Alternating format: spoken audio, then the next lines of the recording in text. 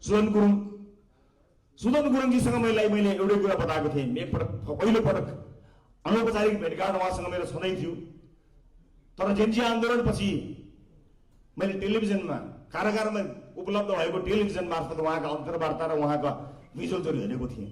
र पहिलो टेलिफोनमा कारागारबाट कल गर्दा मैले सुदनजीलाई भनेको थिएँ कि सुदनजी मलाई धेरै कुरा थाहा छैन, तपाईँ यो देशलाई माया गर्ने देशभक्त मान्छे हो, त्यति म भन्न सक्छु भनेको थिएँ। सुदन गुरुङ देशलाई माया गर्ने मान्छे हो। सुदन गुरुङका शैलीहरूमा प्रश्न होला। सुदन गुरुङको भित्र एउटा अबोध बालक छ, एउटा जिज्ञासु मानिस छ होला। सुदन गुरुङको राजनीतिक परिपक्वतामा तपाईँहरूलाई प्रश्न आउला। सुदन गुरुङका कतिपय अभिव्यक्तिहरूमा प्रश्न गर्ने ठाउँहरू तपाईँले निकाल्नुहुन्छ होला। तर सुदन गुरुङ यो देशलाई माया गर्ने छोरो हो, मलाई त्यसमा अलिकति पनि शङ्का छैन। कमजोरीहरू छन् कसैका, हाम्रा पनि छन्, सबैका, तिनलाई सुधार्दै जाने हो।